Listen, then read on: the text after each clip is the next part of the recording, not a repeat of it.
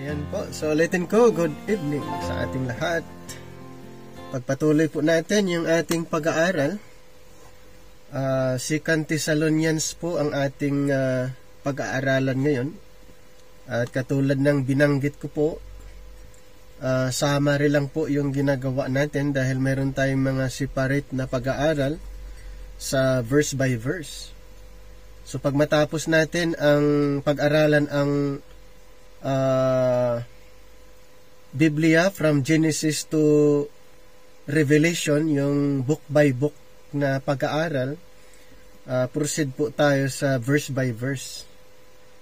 Yun po, yun ay matagal na pag-aaral, pero katulad ng sinasabi ko po, ang pag-aaral ay walang graduation. Pwedeng i-graduate nyo yung programa ng Bible School natin kasi mayroong program, pero ang pag-aaral hindi po natatapos. Habang nandito pa po tayo sa mundong ibabaw, tuloy-tuloy po tayong mag-aaral. So, ngayon po, 2 Thessalonians ang ating pag-uusapan. Ang 2 Thessalonians, katulad din po ng 1 Thessalonians, ito po ay naisulat during the transitional period. Naisulat po ito during the transitional period na mayroong nag-transition na program. At yun po ang Kingdom Program. Then after Acts 28, nag-stop totally yung Kingdom Program. Kaya ang program na nag-operate after that or active ay ang Grace Program. So, kailan ba nagkaroon ng transition? Yan, kailan po nagkaroon ng transition? Actually, doon pa sa Acts 7, yung yung pinatay nila si Stephen, ay may nag-ano na po yung transition hanggang na-convert yung persecutor ni si Saul, at siya po yung ikinomission din na mangaral sa mga hintel, at siya po ay itinalaga na apostol ng mga hintel. At yan po ay during the transition na kung saan ang program ng kingdom ay nag-operate, pero unti-unti pong na-diminish. So alam ba ng mga apostles na ang program ng kingdom ay na-diminish? Hindi po nila alam yun. Okay, no idea na ganun po ang scenario na nagkaroon ng unti-unti or gradual changes doon sa programa. Ayan. At si Apostle Paul, siya po yung apostol at pinagkatiwalaan ng ating Panginoon dito po sa dispensation of grace. Sa kanya po inirevealed ang dispensation of grace according to Ephesians chapter 3 verses 1 to 3. Sa kanya inirevealed. Ganun din po sa Colossians 1:25 to 27 and Romans chapter 16:25 at marami pang mga verses na nagpapatunay na sa kanya ipinagkatiwala, sa kanya inirevealed ang dispensation of the mystery. At ang good news po dyan, we are living or under the dispensation of grace. Ang apostle natin ay si Apostle Paul. Ang 12 apostol ay pinili ng Panginoon para sa 12 tribo ng Israel. So wala po tayong apostol before Apostle Paul. Nung wala si Apostol Pablo, ang mga hintel wala pong apostol. Dahil ang pinili ng Panginoon 12 apostol para sa bayang Israel. Kaya nga sa Matthew chapter 10, 5 to 6, ang 12 apostol ay inutusan exclusively to the lordship of the house of Israel. Even the Lord Jesus Christ, nung hindi pa po siya na crucified, He was sent exclusively to the lost sheep of the house of Israel. So yun po ang programa before the revelation of the mystery. Ang Panginoon ay nakafocus po sa bayang Israel. Doon po siya nakafocus. Kaya good news po, under the But Now program, hindi na po katulad noon na ang focus ng Panginoon ay sa bayang Israel. Under the But Now program, Jews and Gentiles alike, ginawang isang estado na lang. Jews and Gentiles, equal footing. Wala na pong pagkakaiba, Jews and Gentiles, under the But Now program. So under the Grace program, Jews and Gentiles alike. Under the Time Pass program, ang Israel at saka Hintel, hindi po equal ang status. Ganon din po sa Ages to Come, Hebrews to Revelation, ay hindi parehas ang status ng mga Israel at saka Gentiles. Kailan lang po na naging iisang estado under the But Now program. Okay? So yun po, kailangan malinaw po sa atin yan. From Romans to Philemon, na i-describe dito Jews and Gentiles alike. Genesis to the book of John, and then first part ng book of Acts, hindi po parehas ang estado ng mga Israel at saka Hintel. Ganon din po sa Hebrews to Revelation, hindi rin po parehas ang status ng Israel at saka Hintel. Kailan lang po naging parehas ang estado? Nung inirebeld po ang dispensation of grace kay Apostol Pablo. Ayan. So ngayon, pag-uusapan natin ang nilalaman ng 2 Thessalonians. So ano ba yung mga issue na pwede nating i-consider dito po? There's no mention in this epistle of anything which would help us in determining the date of writing. Kung pag-usapan natin yung writing ay more on probability. So hindi talaga accurate, so more on probability when we talk about the writings dito po. Pero ang book of 2 Thessalonians probably written shortly after Paul received further news from Thessalonica from the one who delivered his first epistle. In any event, there is no doubt it was one of Paul's earlier letters. If we consider the truth of the second coming to be dispensational, then the epistle is about 2/3 dispensational. The theme of the first 2 chapters is the day of the Lord. The situation which occasioned the writing was the rumor spread abroad that Paul was teaching the day of the Lord had already set up.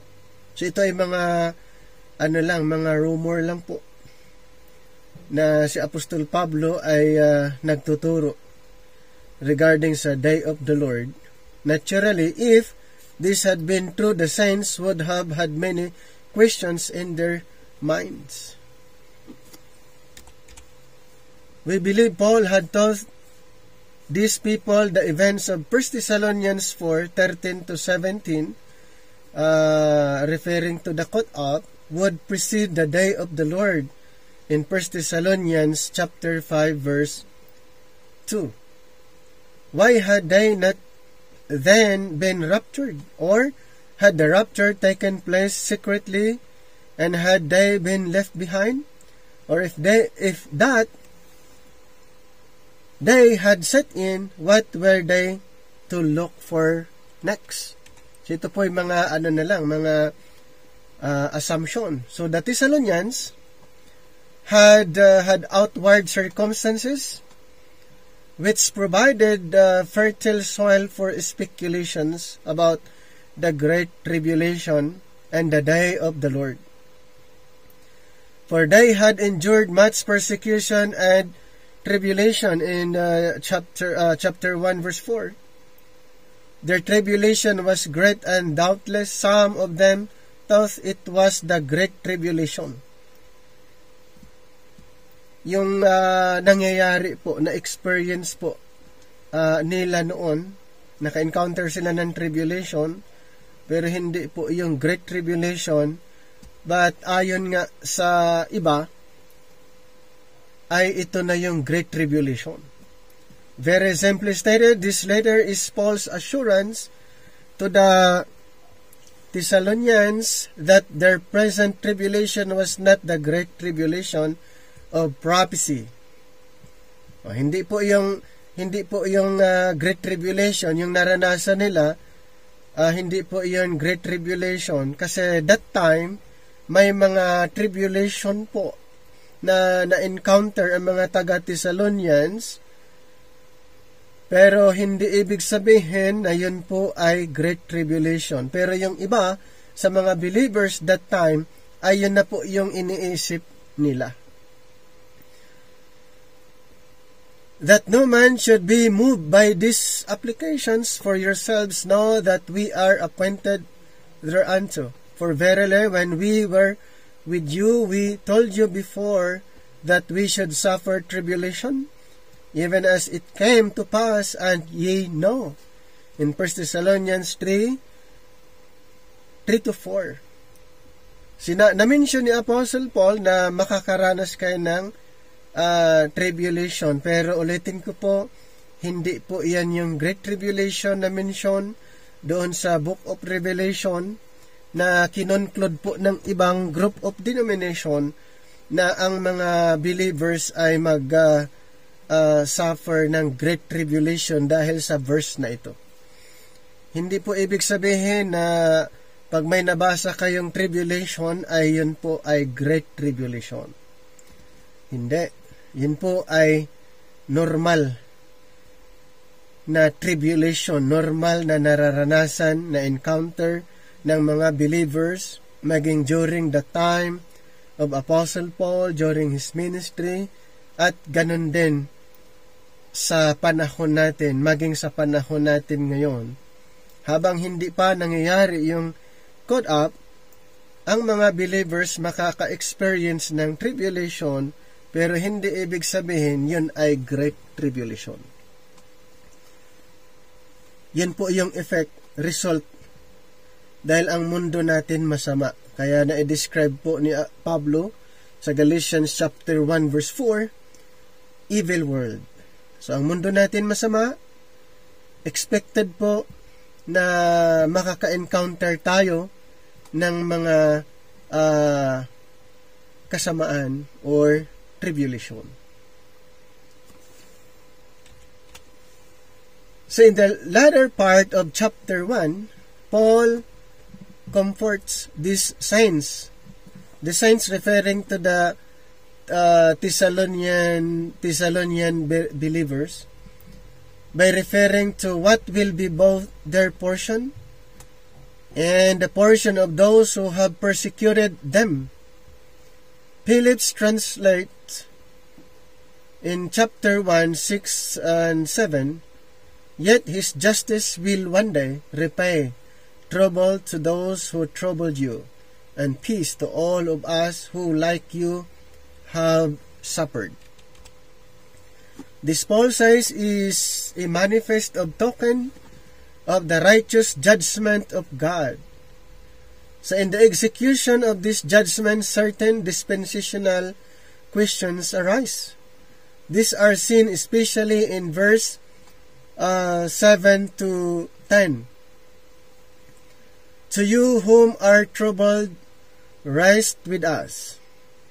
When the Lord Jesus shall be revealed from heaven with his mighty angels in timing fire taking vengeance on them that know not God and that obey not the gospel of our Lord Jesus Christ.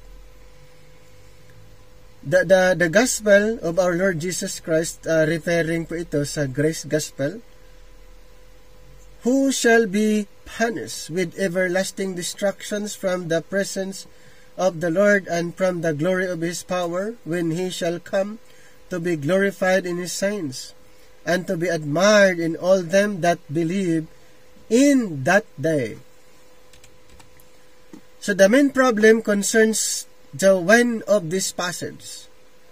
Is Paul here saying as something that the saints and their persecutors are going to be on the earth at the time the Lord comes in flaming fire, and that he will then deliver the saints but rain destruction upon his enemies? In other words, is he saying the rapture, of which he spoke in his first epistle, would occur at the time he comes in flaming fire? If this is so, then of course the last generation of the body of Christ to be on earth will go through the period of great tribulation. Kung sakaling ganun po yung point of argument, kung sakaling ganun, ibig sabihin, ang last generation of the body of Christ ay will go through the period of 7 years great tribulation. So, ganun po yung magiging kung yung idea ay ganon. Yan. That passage might, the passage might give this impression, but we believe the passage needs to be interpreted in the light not only of the immediate context, but of the entire Pauline revelation. Kumbaga, hindi siya unawain pag sinabing immediate context doon sa chapter lang yon. Sa chapter 2, hindi po kailangang unawain natin the entire Pauline revelation.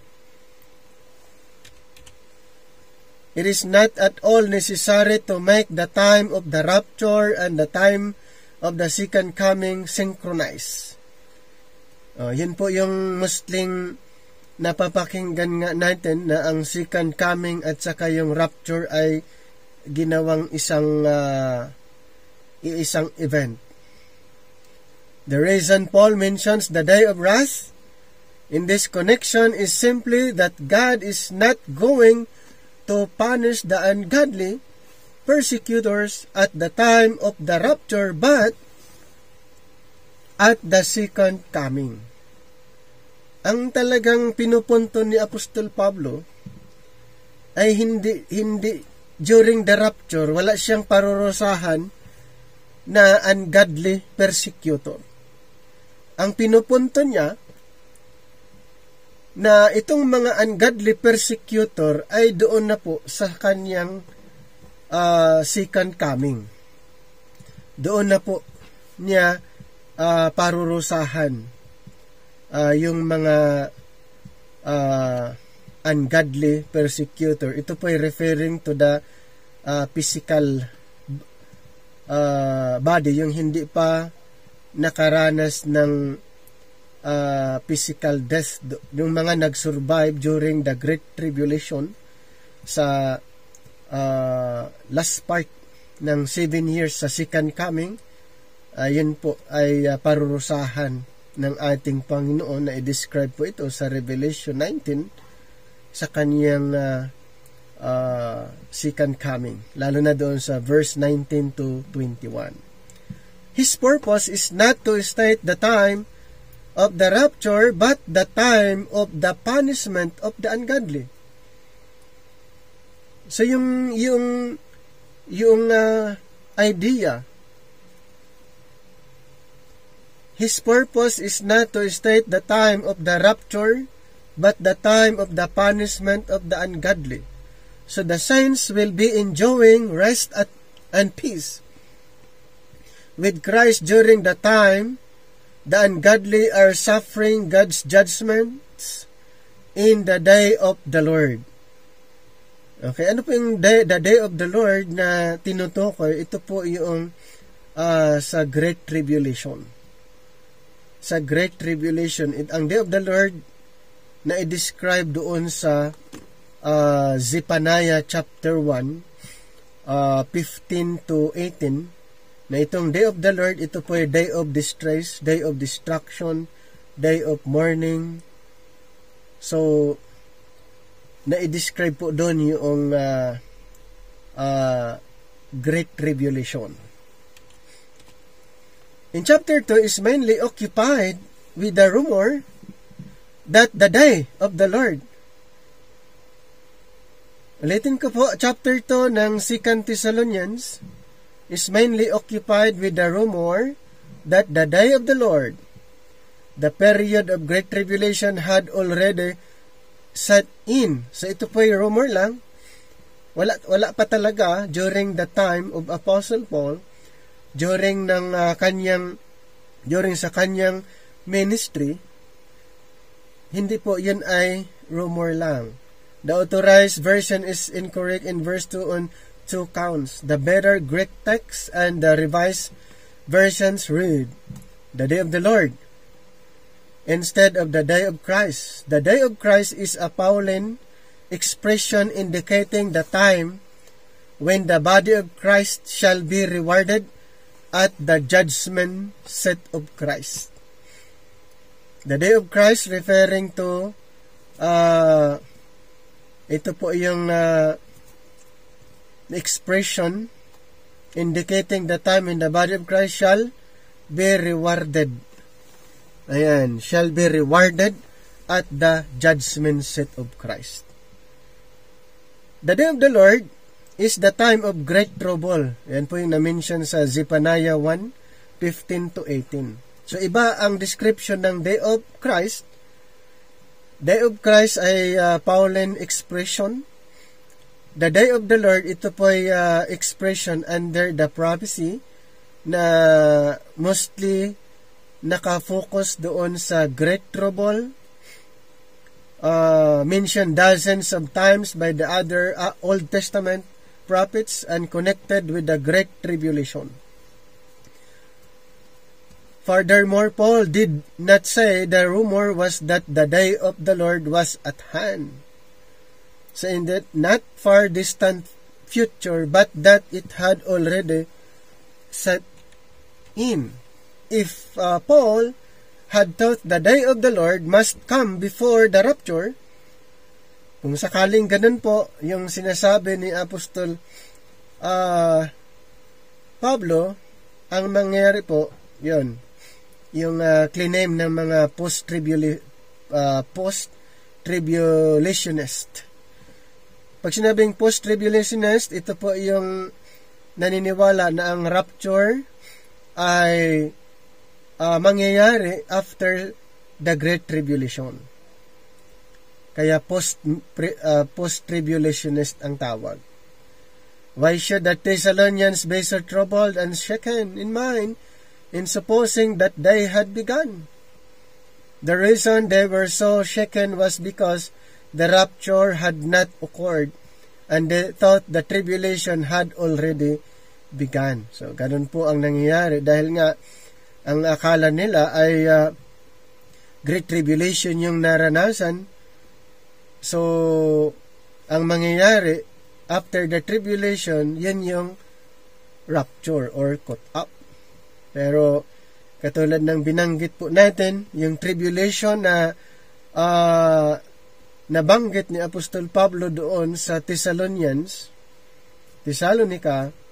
ay hindi po patungkol sa 7 years Great Tribulation. Ito po ay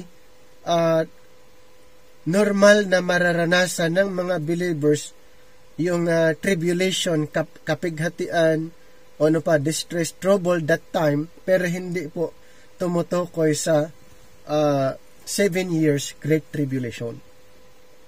This fact seems to indicate these people were pre-tribulationists under false teaching. So pagsabing pre-tribulation, pre-trib, ito na may pinaniniwalaan na ang Great Tribulation ay mangyayari, ang rapture ay mangyayari bago po ang Great Tribulation. Ang tawag naman doon ay pre-trib. And the rumor which troubled them so much was based upon a post-tribulation theory. So, ibig sabihin, itong mga post-trib group o theory, doon sila kumukuha ng kanilang arguments na talagang post-trib.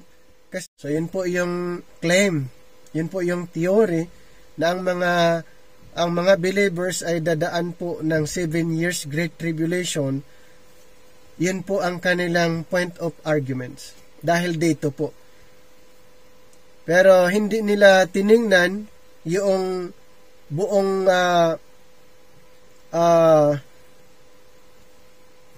programa,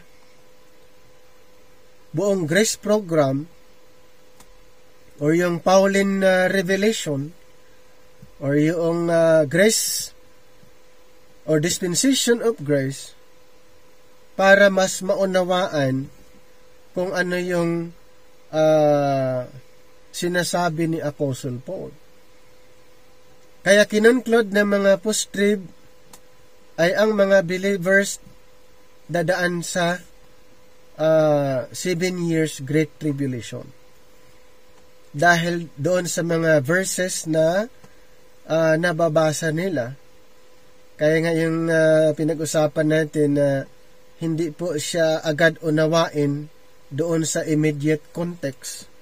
Dapat in line doon sa whole entire Paul revelation.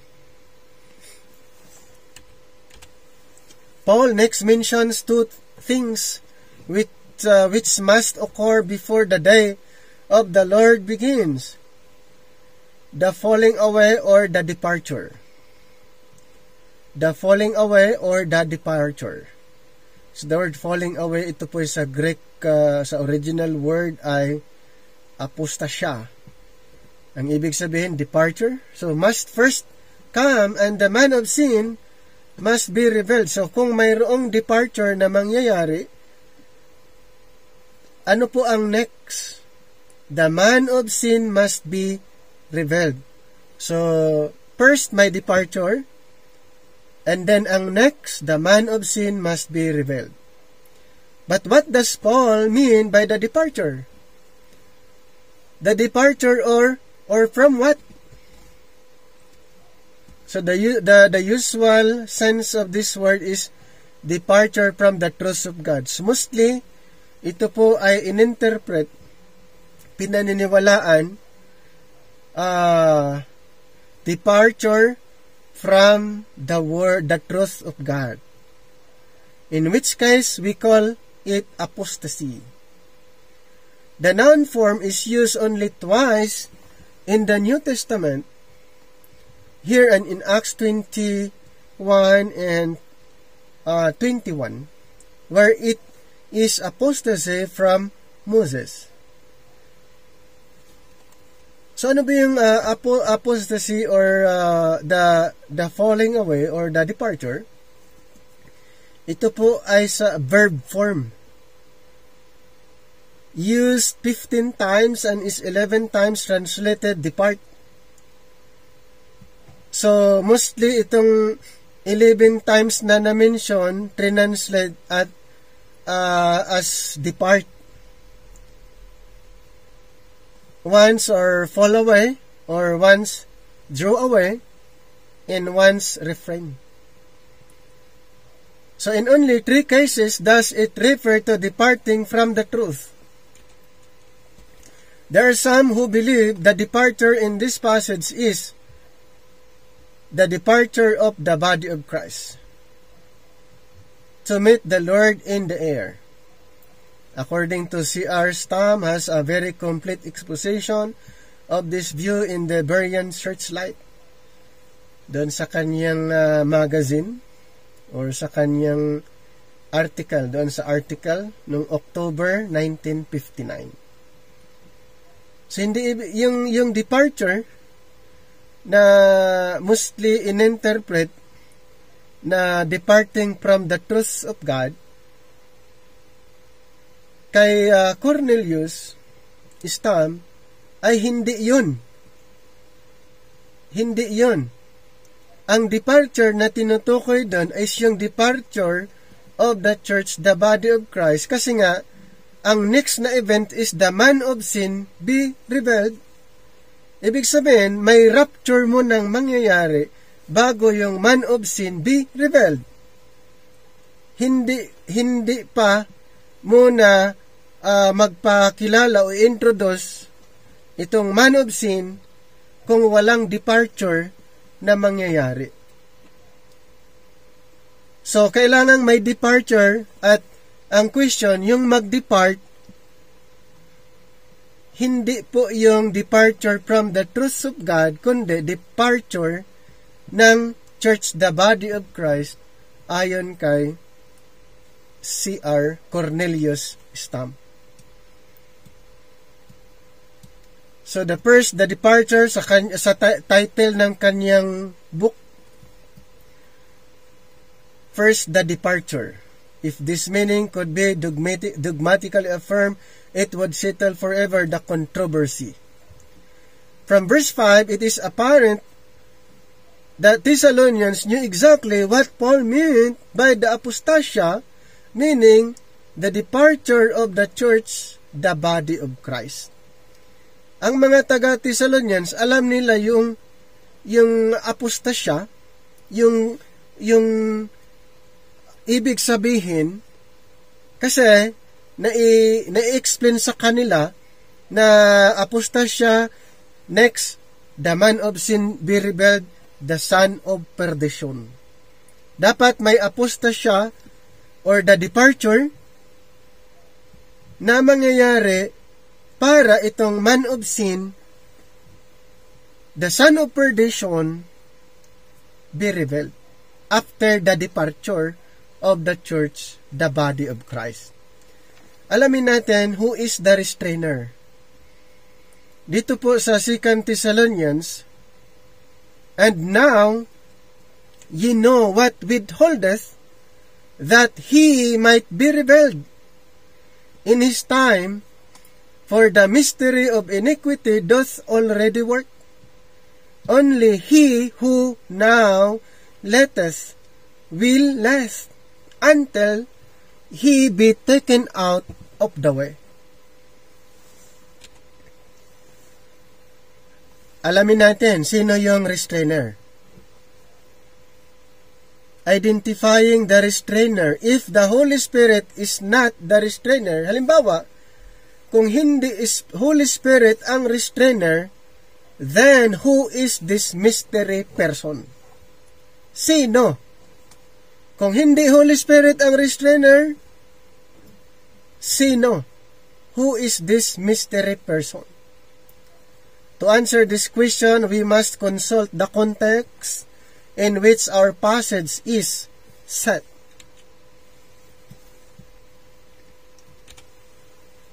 The subject that the apostle is dealing with in 2 Thessalonians is our gathering together unto the Lord. Ulitin ko po, the subject that the apostle is dealing with dito po sa 2 Thessalonians is our gathering together unto the Lord. So, anong tinutukoy niya? Pag sinasabing our gathering together unto the Lord, ito po'y tumutukoy sa caught up. Ito po'y tumutukoy sa caught up. Ang pinaka subject pala dito sa 2 Thessalonians ay ang our gathering together unto the Lord. 2 Thessalonians chapter 2, basahin lang po natin ang 2 Thessalonians chapter number 2, verse 1. Now we beseech you, brethren, by the coming of our Lord Jesus Christ, and by our gathering together unto Him, unto the Lord. Our gathering, by our gathering together unto the Lord. In verse number 6, and now ye know what withholdeth, that He might be revealed in His time. In verse 6, Paul makes it clear that the saints at Thessalonica knew what was withholding the what? The arrival of the Antichrist. In verse number 6, Paul makes it clear that the saints at Thessalonica knew, alam nila yon, what was withholding the arrival of the Antichrist. Kailan si Antichrist na i-describe ang kanyang ginagawa? Mostly na i-describe during the 7 years Great Tribulation. At bago ang 7 years Great Tribulation, ano po ang programa? Dito po sa chart natin, bago po ang Great Tribulation, ay ang program po ay ang Dispensation of Grace. So after the caught up, after na mag-depart ang church, the body of Christ, ano po ang next na event? Ay ang Great Tribulation. At si Antichrist ay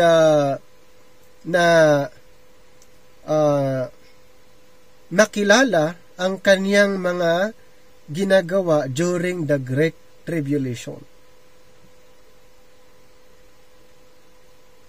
So we are under the dispensation of grace. We are under this but now program, waiting for the caught up. And now ye know what withholdeth. Ayun po yung sa verse number 6. And now ye know what withholdeth, that He might be revealed in His time. So the praise, what withholdeth? Ibig sabihin, who is the restrainer? So yung praise doon sa number 6, and now ye know what withholdeth, that He might be revealed in His time. So the praise, what withholdeth, or who is the restrainer? That which restrains is in the neuter gender. So yung restrains, that which restrains, ito po ay neuter gender. So at this stage of the context, the Apostle Paul is not speaking of a person. Bakit po? Kasi pag titignan niyo po doon sa original word, ito pong restrains, that which restrains, ito po ay neuter gender. Ibig sabihin, hindi tumutukoy sa person yung restrainer,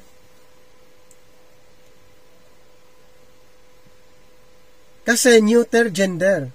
So at this stage of the context, the apostle is not speaking of a person, but an event. Kung baga ano siya, program, pangyayari. O hindi tumutukoy doon sa tao. Ang restrainer hindi tumutukoy sa tao dahil ito po ay neuter gender. Nakuha niyo yung puntos ko doon? Tumutukoy ito sa program, sa pangyayari, hindi po sa tao. Okay? According to the narrative, the event that will trigger the circumstances of the day of the Lord is what? Our departure. Our departure. Departure of the church, the body of Christ. According to the narrative, the event that will trigger the circumstances of the day of the Lord is our departure. Thus, the rapture of the church must first take place before Satan can wreak havoc upon the earth. May departure na mangyayari or rapture or caught up sa church bago po si Satanas. Kaya nga ang 7 years Great Tribulation, doon po na i-describe kung ano po ang gagawin ni Satanas, ni Antikristo. Pero habang ang church, the body of Christ, nandirito pa, ang 7 years Great Tribulation, hindi pa po mangyayari. Habang ang church, the body of Christ, ay hindi pa nag-depart, si Satanas, yung sa na-describe sa 7 years Great Tribulation, hindi pa po niya gagawin yun. Hindi pa niya gagawin. Kaya nga ang ginagawa ni Satanas ngayon, hindi yung na-describe sa Book of Revelation. Ang ginagawa niya ngayon is to blind. Bubulagin niya yung mga kaisipan ng mga tao. Basahin natin 2 Corinthians chapter number 4. Dito po sa verse 4. In whom the God of this world hath blinded the minds of them which believe not, lest the light of the glorious gospel of Christ, who is the image of God, should shine unto them. Ano pong ginagawa ni Satanas sa panahon ngayon, habang hindi pa nangyayari itong na-mention sa prophecy, the 7 years Great Tribulation? Ang ginagawa po ni Satanas ay binulag niya ang kaisipan ng mga hindi naniniwala. Para hindi nila maunawaan ang gospel of Christ. Hindi nila maintindihan ang gospel of Christ.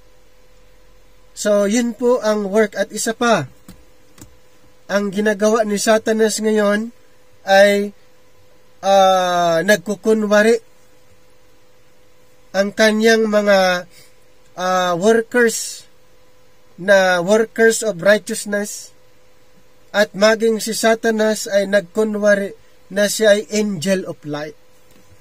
2 Corinthians chapter 11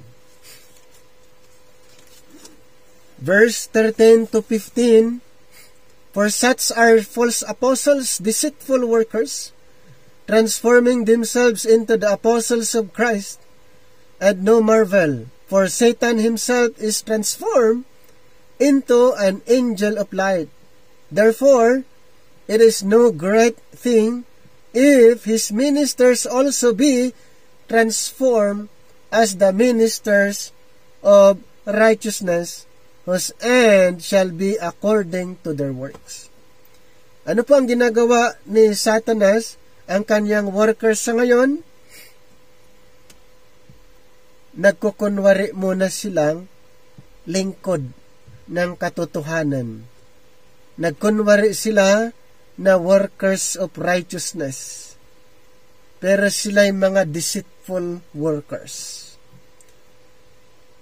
Dito sa verse number 4 sa 2 Corinthians 11, for if he that cometh preacheth another Jesus, whom we have not preached, or if ye receive another spirit which ye have not received, or another gospel which ye have not accepted, ye might well bear with him. So during that time, maraming mga nagtuturo tungkol kay Kristo pero iba naman ang kanilang presentation sa presentation ni Apostol Pablo. May nagtuturo tungkol sa Espiritu, ganun din po iba ang kanilang presentation sa presentation ni Apostol Pablo. May nagtuturo ng Ebanghelyo, iba ang kanilang presentation sa presentation ni Apostol Pablo. So lahat ng iba sa ipinapangaral ni Apostol Pablo, yun po yung tawag dito sa 13 to 15, sila ay mga deceitful workers. Lahat ng turo na iba sa ipinapangaral ni Apostle Paul under the dispensation of grace, tinatawag niyang mga deceitful workers. Doon sa Galatians chapter 1, may mga nagtuturo na iba sa katuruan ni Apostol Pablo, na apostol nating mga Hintel, na apostol pinili ng Panginoon para sa atin. Lahat ng mga nagtuturo na iba sa kanyang ipinapangaral, anong sinasabi niya sa Galatians 1:8-9? But though we or an angel from heaven preach any other gospel unto you than that which we have preached unto you, let him be accursed. Anong sabi niya? Lahat ng katuruan, lahat ng ebanghelyo na iba sa kanyang ipinapangaral, ang sabi niya, let him be accursed. Inulit pa niya sa verse 9. As we said before, so say I now again, if any man preach any other gospel unto you than that ye have received, let him be accursed. Gusto ba natin na maisama sa group of people na nagtuturo iba sa ipinapangaral ng apostol natin na si Pablo? Anong sabi niya dito? Lahat ng mga nagtuturo, kahit anghel man, na iba sa aming itinuturo, let him be accursed. Ano ba dapat ang ipapangaral? Ano ba dapat ang ipapangaral under sa panahon natin ngayon? Kung ano yung ni-required na katuruan under the Now program, yun po yung dapat ipangaral. Dahil kung hindi,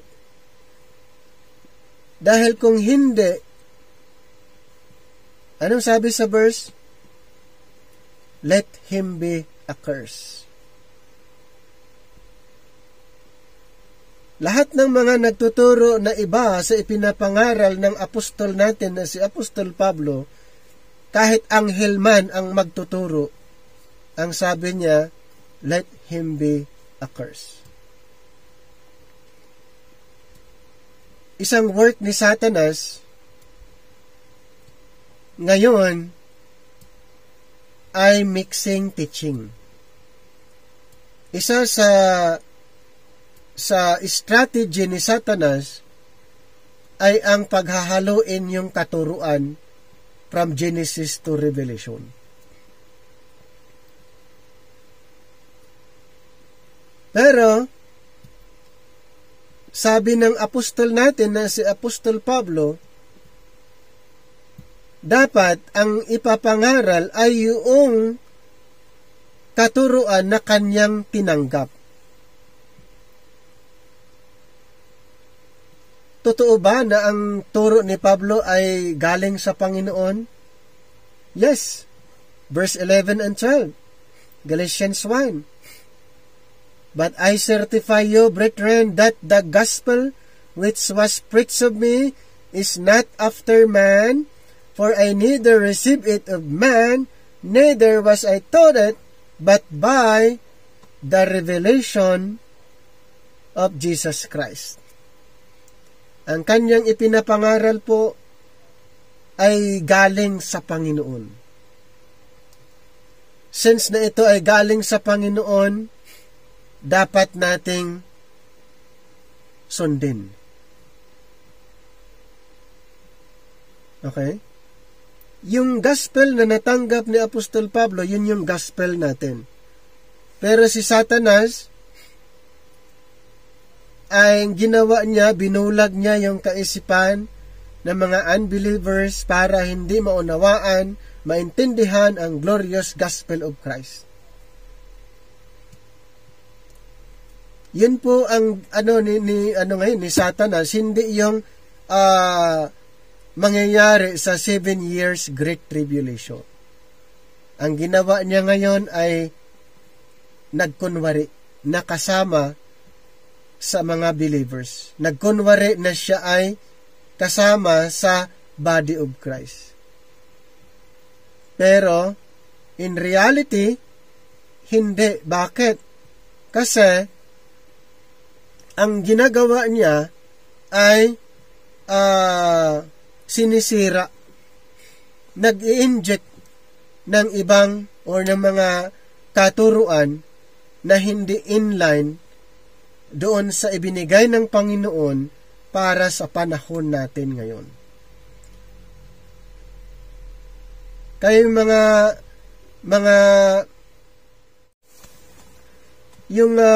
yung work ni Satanas, ayaw niyang maunawaan ng mga tao ang gospel of Christ, ang gospel of the grace of God. Yan yung ayaw ni Satanas. Kaya, ano po ang goal niya? Lalabuin niya yung isip ng tao.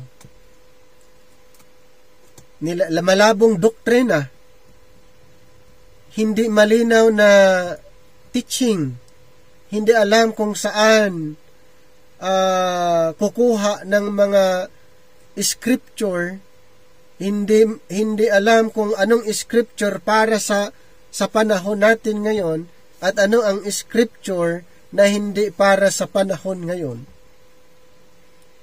Hindi malinaw kung sinong apostol ang para sa atin.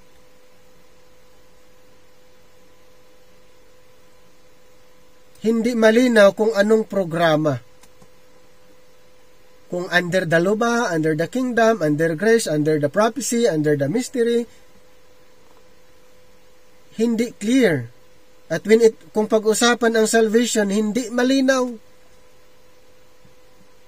Hindi sigurado. Ang Bible nga nagtuturo na ng assurance na ang Bible ay very clear.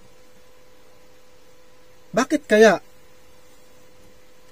Pagtungkol sa salvation, hindi malinaw kung siya ay ligtas o hindi. Kung si Kristo ba ay may complete ba yung ginawa niya sa cross o hindi.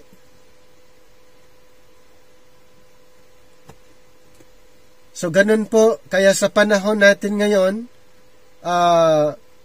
under the dispensation of grace, ang talagang pinaka-focus ni Satanas ay kung maaari hindi maunawaan ang dispensation of grace. Hindi maunawaan ang revelation of the mystery. Hindi maunawaan ang programa na tinanggap ni Apostol Pablo. Yung iba pa nga kini-question bakit si Apostol Pablo. Siya nga yung pinili ng Panginoon Di ba? Sino ba yung na-convert sa road to Damascus? Si Saul. Acts 13 pinalitan ng Pablo. Bakit Pablo ang pangalan niya? Dahil siya'y apostol ng mga Hintel, pinalitan ng ang Saul, pinalitan ng Gentile name, dahil ang description niya, apostol ng mga Hintel. At siya po ang pinili ng Panginoon na maging apostol natin. Diba? Sa Romans 11:13, for I speak to you Gentiles, as much as I am the apostle of the Gentiles. Sino po yun? Si Pablo. O ngayon, kung ayaw niyo si Apostol Pablo, sinong apostol na alam mo? O hindi ka nang pwedeng mamili doon sa 12 apostol. Bakit? Ang 12 apostol ay pinili para sa Israel. O kaya pala may iba na nagkiklaim ng ibang apostol.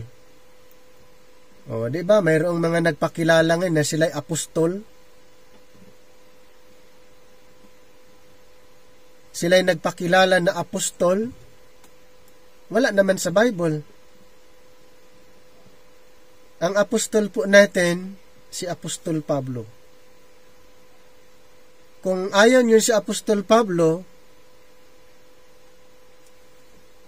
o di siguradong maghanap kayo ng iba, pero siguradong hanapin niyo, wala na sa Bible. Kasi hindi naman pwedeng mamili kayo sa 12, dahil ang 12 para sa 12 tribo ng Israel. Malinaw po dito sa Bible na si Pablo ang apostol ng mga Hintil. Dagdagan pa natin. Dito sa 1 Timothy chapter 2 verse 7. Whereunto I am ordained a preacher, an apostle, I speak the truth in Christ and lie not, a teacher of the Gentiles in faith and verity. Sino po yung apostol, preacher, teacher ng mga Hintil? Si Apostol Pablo. Sinong nag-ordain? Panginoon. Dagdagan natin, 2 Timothy 1:11. 2 Timothy 1:11, whereunto I am appointed, a preacher, an apostle, and a teacher of the Gentiles. Sinong nag-appoint? Ang Panginoon. Anong inappoint sa kanya? Siya ay apostol, preacher, teacher ng mga Hintil. Ilang books ang kanyang isinulat? 13.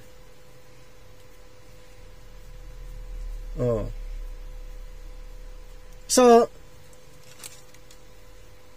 bakit natin ini-emphasize? Para di natin makalimutan ng apostle ng mga Hintil, si Apostol Pablo. Sinong pumili sa kanya? Ang Panginoon. Sinong nag-appoint sa kanya? Ang Panginoon. Sinong nag-ordain sa kanya? Ang Panginoon. Nakuha nyo? At good news po. Lahat ng mga believers under the dispensation of grace, sila po ay pupunta sa langit sa pamamagitan ng caught up or rapture. Paano kung hindi makakasama? Mararanasan nila ang next program. At yun nga po, ang next program ay ang 7 years Great Tribulation. Yun po yung next na mangyayari. 2 Thessalonians chapter 2 verse 7, for the mystery of iniquity doth already work, only he who now letteth or hindereth will less or hinder until he be taken out of the way. Inasmuch as our departure is the overriding, the theme of this passage. Tandaan po natin, ang pinaka-theme ng passage po ay the departure. Okay? Our departure. The departure of the church, the body of Christ, is the overriding theme of this passage. This indicates that he who now hindereth. Sino po? Ano po yun? He who now hindereth could only be the church, the body of Christ. Okay? He who now hindereth could only be the church, the body of Christ. Habang ang church, the body of Christ, nandirito pa yung description doon sa 7 years Great Tribulation, hindi pa po mangyayari yung na-describe doon sa 7 years Great Tribulation habang ang church, the body of Christ, hindi pa mag-depart. habang ang church ay nandirito pa, yung 7 years Great Tribulation, yung work ni Satanas sa 7 years, yung work niya ni Antichrist during that period of time ay hindi pa po mangyayari. Habang ang church, the body of Christ, ay nandirito pa po, hindi pa po nag-depart, hindi pa po na-caught up, hindi pa po na-raptured. Yung 7 years, hindi pa po mangyayari. Yung 7 years na yun, hindi pa bawas. Okay? Yung 7 years na yun, hanggang ngayon, 7 years pa rin yan, wala pang sa prophecy, hindi pa nababawasan yan. Habang ang church, the body of Christ, nandito pa. Our departure is the overriding theme of this passage. This indicates that he who now hindereth could only be the church, the body of Christ. Sana malinaw po sa atin, habang ang church, the body of Christ, nandirito pa, ang 7 years hindi pa po nabawasan.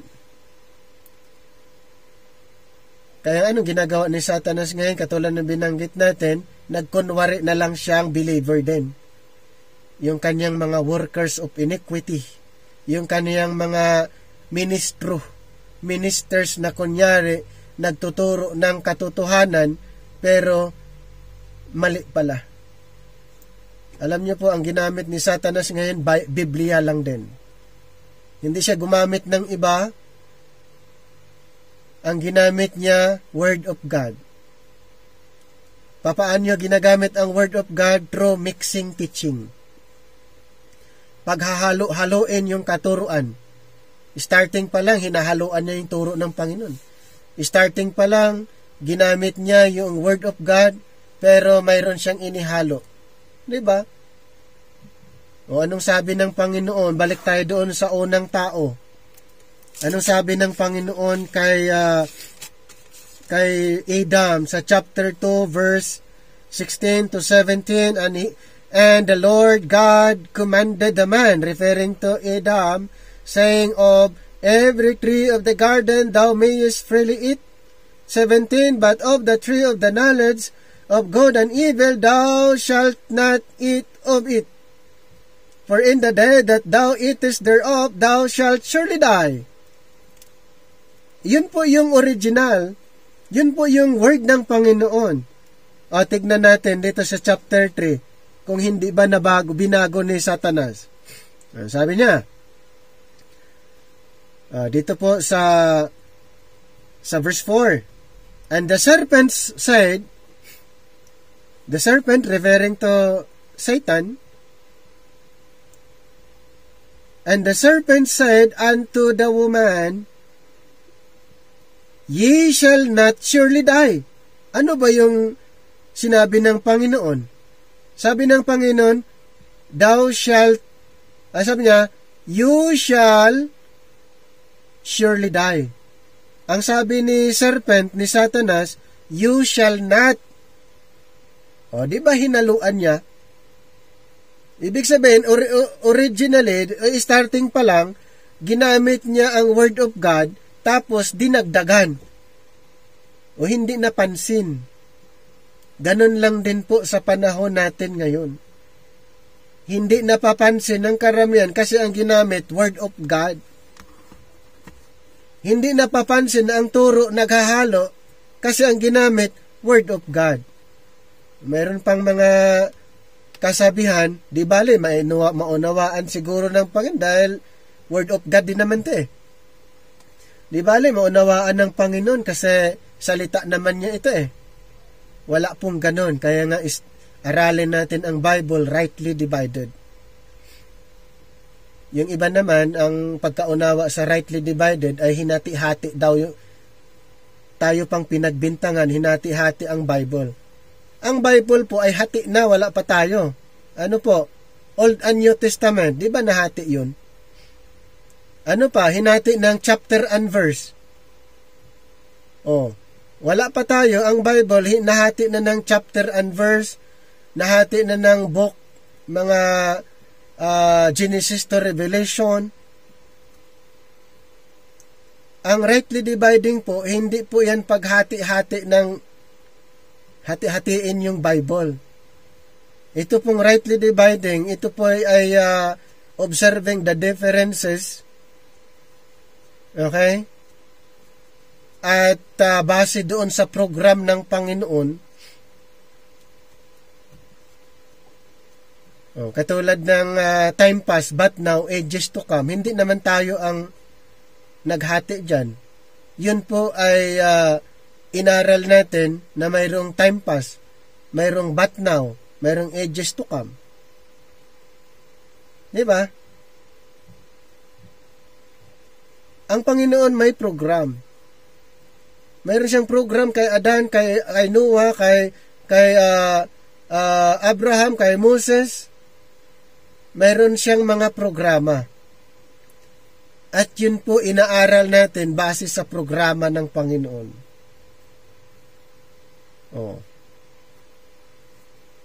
Kasi pag hindi natin aralin, ibabase sa program, mahirapan tayo dyan.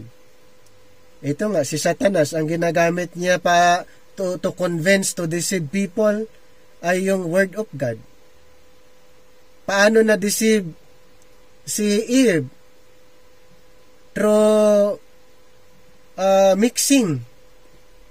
Hinaluan yung Word of God. Hinaluan ng Word ni Satanas. Word ni Satan. Hanggang ngayon, ganun lang din po. Pinaghahalo-halo.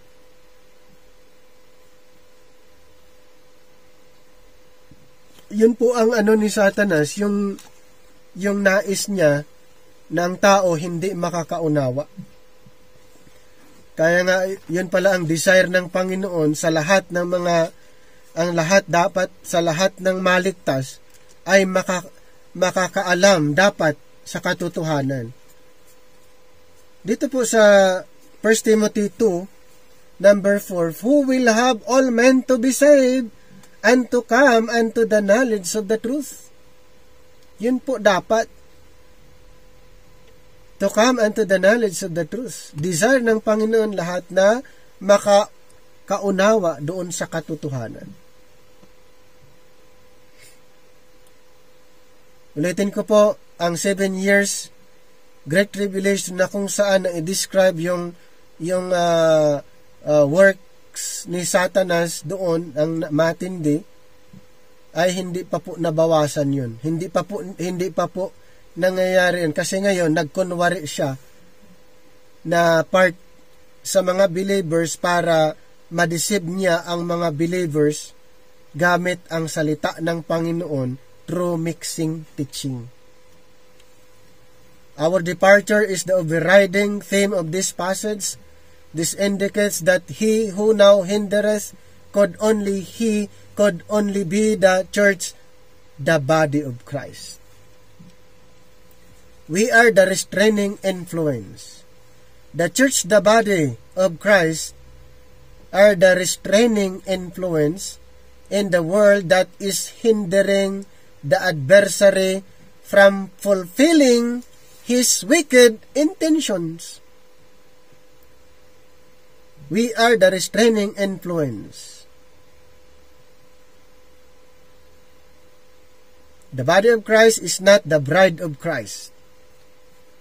Okay? Hindi po ang bride of Christ.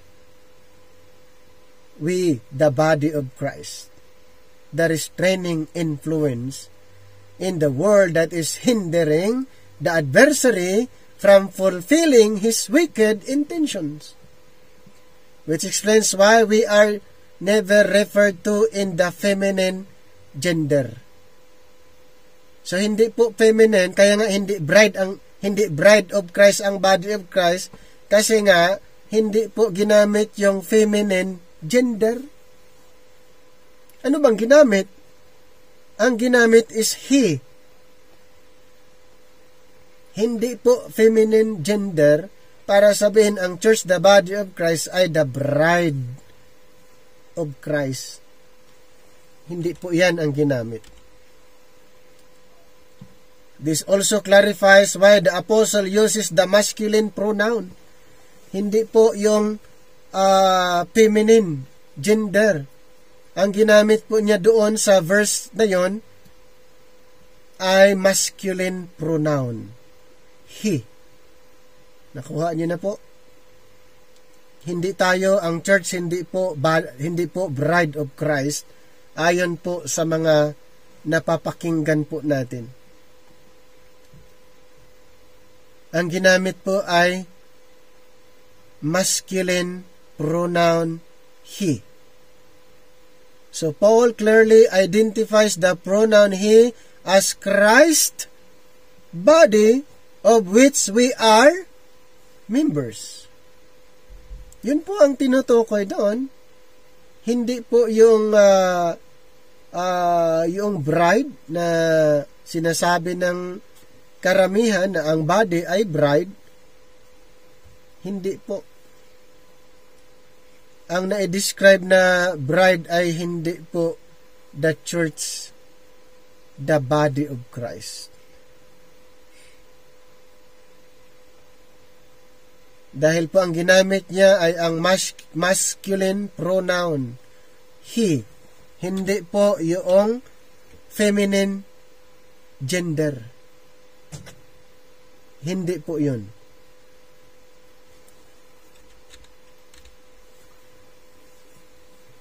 This does not diminish from the fact that it is the Spirit influence, the church which enables us to be a deterrent. Nevertheless, the apostle specifies that the body of Christ is the restrainer. Yun po yung pinupunto ni Apostol Pablo doon sa chapter na yun. Dahil yun po yung pinaka-subject doon sa chapter 2 ng 2 Thessalonians. Apostle Paul specifies that the body of Christ is the restrainer. Habang ang church, the body of Christ, hindi pa nag-depart, wala pa yung rapture, yung 7 years Great Tribulation, yung mangyayari diyan ay hindi pa po nangyayari sa ngayon.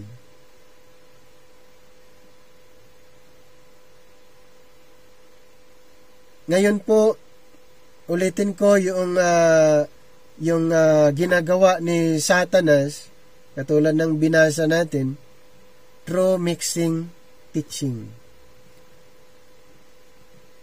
Doktrina ang pinag-uusapan ngayon. Teaching ang pinag-uusapan ngayon.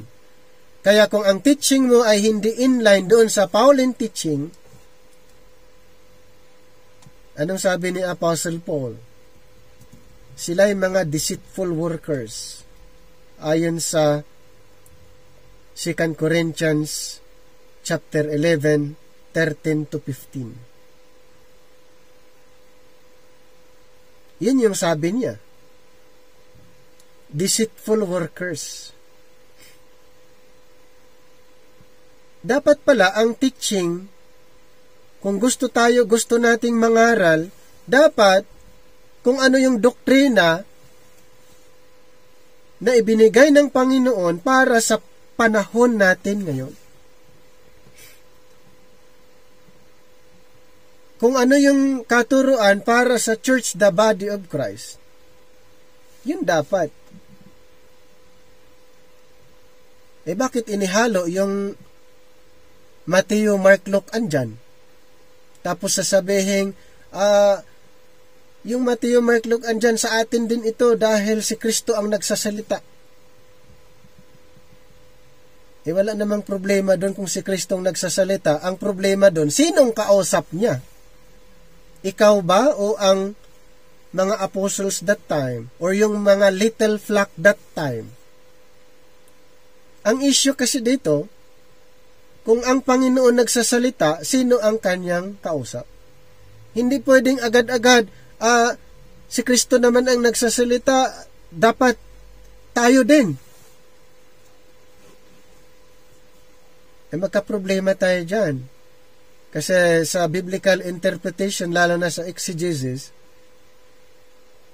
ay hindi ka pasado doon.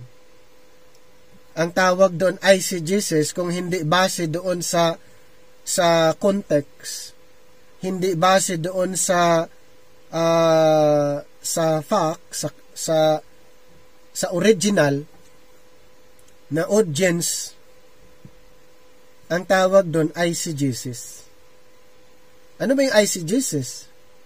Eisegesis, lahat ng katuruan na kahit nasa Bible pero inaangkin, lahat ng mga katuruan or verse sa Bible, binabago yung context, tawag doon eisegesis. Kaya mayroon pong tinatawag na out of the context. Bakit out of the context? Dahil ang context dinala mo sa ibang panahon.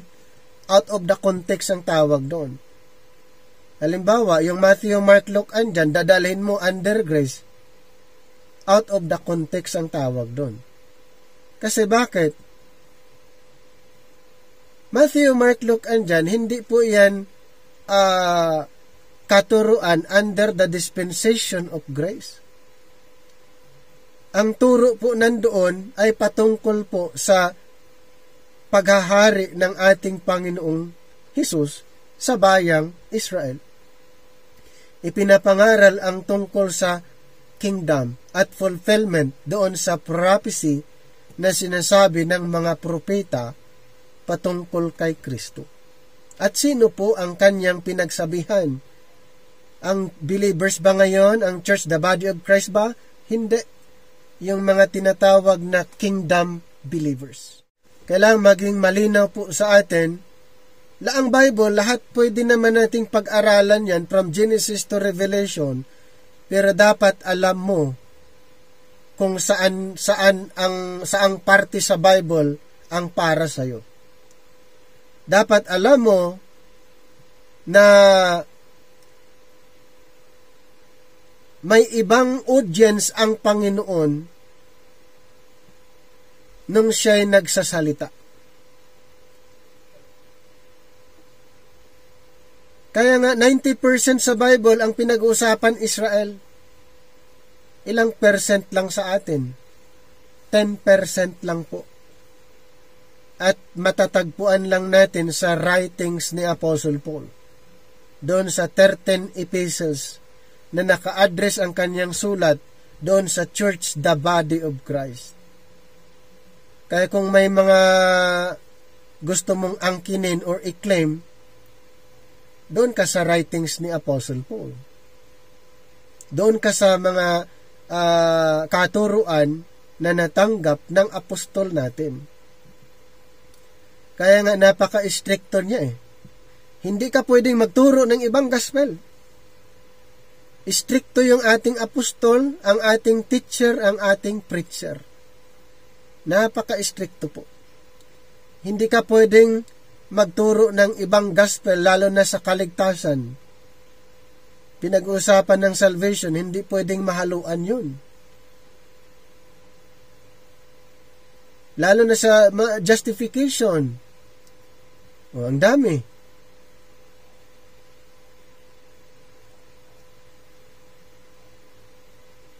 Doon po natin matatagpuan ang mga instruction para sa church, the body of Christ. Pwede ba nating aralin ang ibang libro outside the writings of Paul? Yes, for our learning. Kaya nga sa Romans 15 verse 4, yun po'y isinulat for our learning. For whatsoever things were written aforetime were written for our learning, that we through patience and comfort of the Scriptures might have hope. Naisulat for our learning, pero kung mga naisulat yan ay direct mong angkinin, dapat hindi ganon. I-consider natin kung sino yung audience. I-consider natin sino yung nagsasalita at sino yung kausap. I-consider natin ano yung message. Ano yung mensahe na ipinarating doon sa kanyang audience. Hindi po basta-basta pag nabasa sa Bible ay i-adapt agad at sasabihin, di bale, salita naman ng Panginoon ito. Kaya nga may pag-aaral Kaya nga may pag-aaral, mahalaga po ang pag-aaral. Kaya nga itong mga dito sa Acts 17, ang ganda ng principle dito Acts 17:11. These were more noble than those in Thessalonica, in that they received the word with all readiness of mind, and searched the scriptures daily, whether those things were so. Dapat ganun tayo. Search the scriptures. Aralin natin. Dapat nating aralin. Buti nga may mga pag-aaral tayo na ganito para additional learning po sa atin, and then try to compare. I-compare lang natin kung itong learning natin ay nakakatulong o de adapt. Pag hindi, wag niyong gamitin. Hindi makakatulong ay pagtatanungin kayo o de mahihirapan kayo. Pero rin lang, kailangan yung gospel natin, lalo na sa kaligtasan, ma-emphasize yung gospel of the grace of God. Once na hindi natin ma-emphasize yan, yung ibanghilyo na yan, questionable po ang kaligtasan ng tao. Dapat clear, simplified, alam niya anong gospel ang dapat paniniwalaan para siya'y maligtas.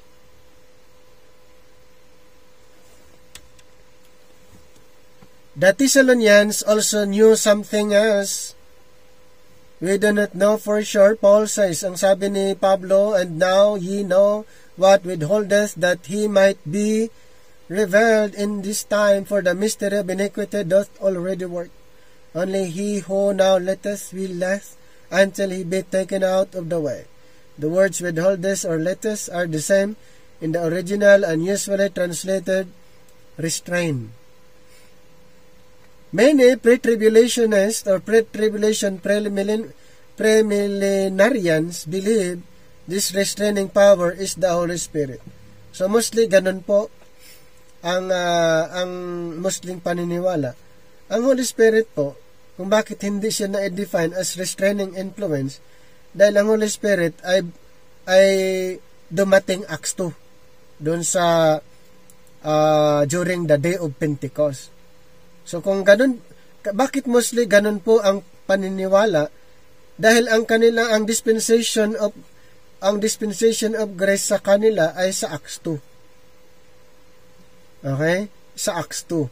At isa pa, ang Holy Spirit doon sa Acts 2 ay fulfillment po sa sinabi ni Propeta Joel, chapter 2, verse 28 onwards. Kaya pag itong restraining influence ay nandoon, magkakaroon ng problem dahil ang Church, the Body of Christ, ay dadalhin na doon sa Acts 2. Okay? Sulitin ko po, hindi po doon tumutukoy, pero may connection pa rin dahil ang Church, the Body of Christ, ay sealed by the Holy Spirit. Pero hindi ibig sabihin, ang Espiritu mismo ang restraining influence. Dahil ang Holy Spirit doon sa Acts 2 ay part ng prophecy. Ang tinutukoy po natin dito is the dispensation of the mystery. Kasi kung sa Acts 2, ito po ay konektado lang sa prophecy, so hindi consistent.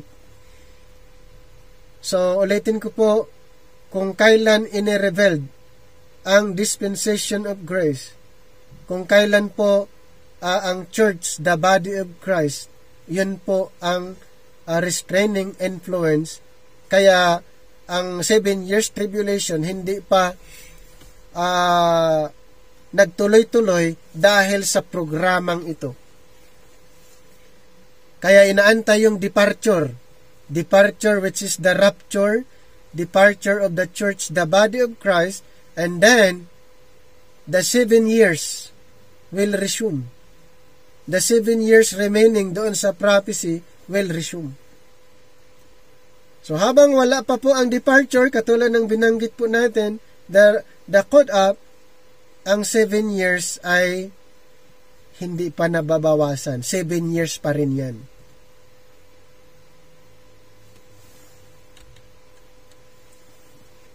Many pre-trib or premill, yung sinasabi, yun ay mga term ng mga tilod. Dyan po yan.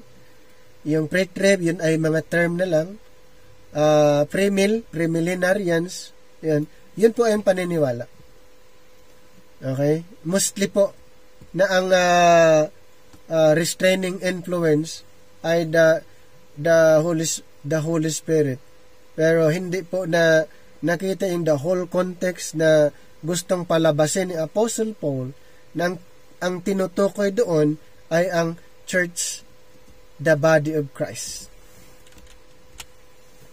While certain details of this section may be unclear to us, that man's drift is clear enough. The day of the Lord has not yet come, and it will not come until the rapture of the church, the body of Christ, takes place.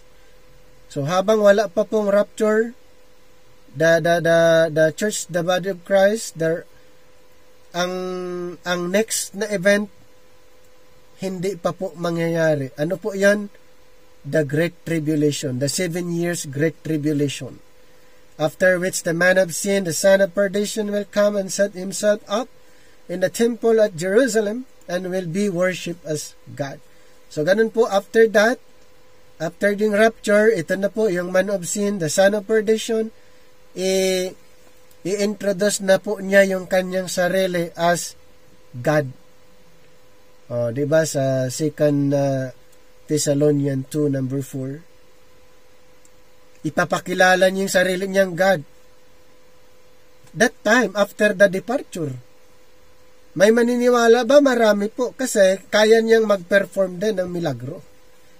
Kaya din niya na, ang purpose niya mang-deceive. Ang purpose na lang is deception. Kung wala na yung church, the body of Christ, marami ba siyang ma-deceive? Yes. Marami. Marami siyang ma-deceive. At i-introduce niya ang kanyang sarili as God. But at that present, there is a power which is holding this full manifestation of iniquity in check. When that power is removed, then the wicked one shall be revealed, and after his brief reign, the Lord will come and destroy him with the spirit of his mouth and the brightness of his coming. It is very doubtful whether God revealed to Paul in detail all of the events of the Great Tribulation as he revealed them to John in the book of Revelation, so we should not look for too much correlation. Paul's man of sin is probably to be identified with one of the beasts of Revelation 13. Yung na-mention naman na man of sin, ito po ay identified doon sa yung beast doon sa Revelation 13. Mayroong magandang presentation dyan si Brother Rod sa Revelation 13, yung regarding sa beast. Most likely with the one who is called the beast out of the sea, for the second beast caused the whole earth to worship the first beast. So ganun po yung doon sa Revelation Revelation 13 po, doon na i-describe. May isang komentary, ang first 3.5 years ng 7 years Great Tribulation, itong beast na tinatawag man of sin. And then the last part of the Great Tribulation, tinatawag naman na son of perdition. So, first 3.5 years, tinatawag siyang man of sin. The second, the last part of 3.5 years, tinatawag siyang the son of perdition. So, yun po yung emphasis ng isang writer doon sa man of sin and the son of perdition. One thing is certain from the book of Revelation, there is no reference to a rapture of living and resurrected saints at the end of the tribulation. Yes, wala pong ganon. Katulad ng paniniwala ng iba na after the 7 years mayroon pong tawag rapture. Wala po. Second coming po ang meron. Okay? Second coming. Wala pong rapture doon sa second coming. Pwede reverse rapture. Reverse. Meron tayong subject dyan, reverse rapture. Pero ang reverse rapture, ang pinupunto niya yung sa second coming. So, meron tayong pag-aaral din dyan yung reverse rapture. Pero, ito po ay rapture before the Great Tribulation. So, there is no reference to a rapture of living and resurrected saints. At the end of the tribulation, it is unthinkable that so important an event would be omitted. If indeed the Bible taught such a thing, if the post-tribulationists or post-trib are correct, so that the church will be raptured to meet the Lord as He is on His way down from heaven to judge the world. Parang nonsense. Bakit? Kasi kung rapture ang post-trib, ang mga believers paakyat, tapos ang Panginoong Hesus pababa. O di nonsense yun. Bakit pa umakyat yung mga believers, ibababa naman ang Panginoon? Ulitin ko po, rapture ay separate event. Rapture po ay separate. Ang rapture mangyayari bago Great Tribulation. Ang second coming po mangyayari after the Great Tribulation. Hindi po parihas. Pero mayroon ngang itong mga post-trib nga, sa kanila, ang rapture ay after ng Great Tribulation. Dapat wala ng rapture kung tutuusin. Bakit? Kasi ang rapture nga, ang mga believers aakyat. Sa second coming, si Kristo ay bababa dito mismo sa lupa. So, wala pong ganun na yung mga post-trib na presentation. So, hindi po ganun ang sinasabi ni Apostle Paul. If the post-trib are correct that the church will be raptured to meet the Lord as He is on His way down from heaven to judge the world, why do we not read about it in the most complete records of the second coming in Revelation 19? The simple answer is that the rapture doesn't take place at that time. Wala po dyan sa post-trib, wala sa after the Great Tribulation, ang rapture of the church, the body of Christ. It seems certain from 2 Thessalonians 2:10-12 that those who enter the tribulation knowingly rejecting the truth of the gospel will have no further opportunity to be saved, for God will send them a strong delusion, so they will believe the devil's lie.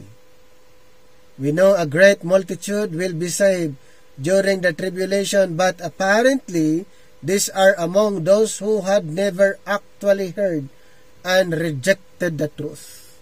Ganun po ang mangyayari that time sa Great Tribulation. The remainder of the epistles is practical in nature, but we should notice even here a dispensational feature.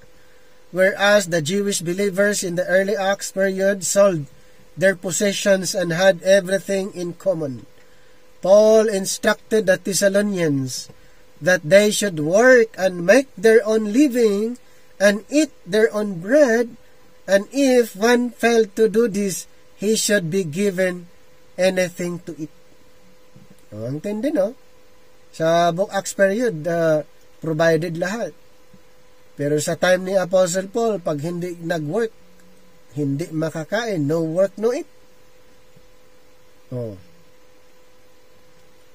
Kung aangkinin pa natin yung nasa book of Acts, mahihirapan tayo dyan.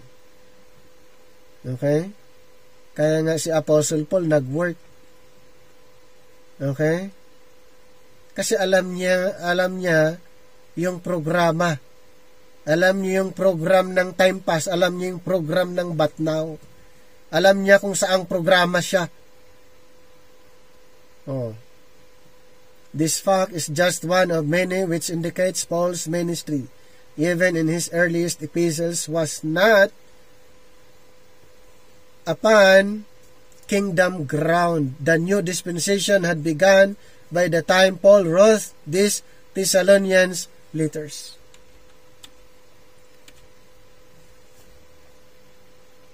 Kailangan maunawaan natin yung mga sinasabi ni Apostle Paul. Kaya nga si Apostle Paul ay alam niya yung program ng Panginoon. Kaya doon natin mababasa, doon natin malalaman sa writings niya ang time pass. Alam niya ang time pass. Alam din niyang but now. Alam din niya ang ages to come. Tayo nga'y. Alam ba natin? Buti inaaral natin. Kasi kung hindi natin alam ang time pass, but now, ages to come,